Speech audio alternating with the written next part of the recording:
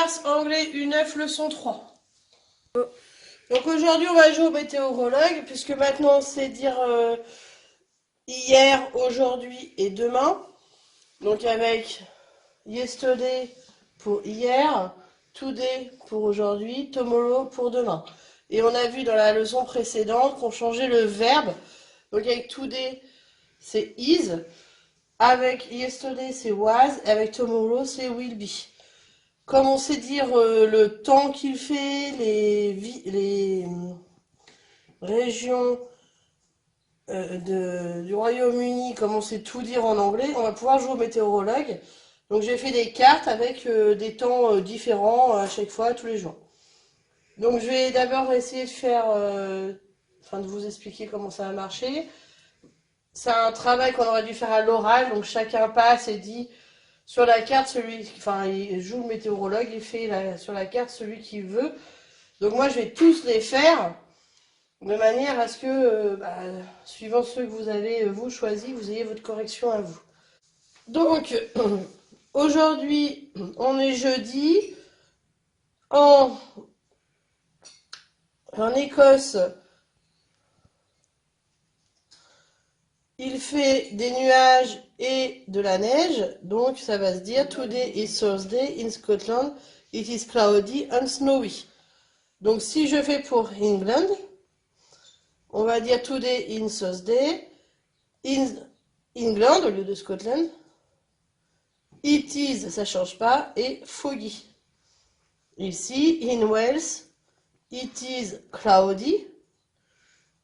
In Republic of Ireland, it is cloudy, rainy and stormy. In Northern Ireland, cloudy, it is cloudy and rainy. Donc voilà pour faire today. Pour yesterday, on va faire exactement pareil, sauf qu'on va changer le verbe qui va être was. Donc yesterday was Wednesday, donc mercredi. In Wales, donc dans les pays de Galles, it was cloudy and sunny. Il fait du nuage et du soleil. Donc je vais faire tout. Yesterday was Wednesday. In Scotland, it was snowy. In England, it was cloudy and windy. Donc Wales, c'est fait. In Republic of Ireland, it was sunny. In Northern Ireland, it was sunny. Pour tomorrow, le verbe devient will be. Donc tomorrow will be Friday. Friday, c'est vendredi. In Republic of Ireland, it will be cloudy and windy. Donc cloudy and windy dans la Republic of Ireland, dans la République d'Irlande.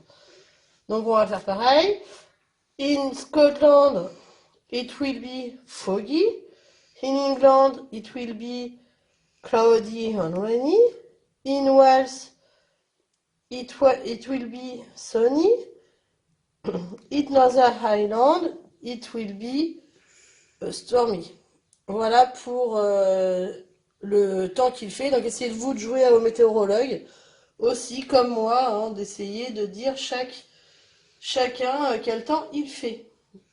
Ensuite,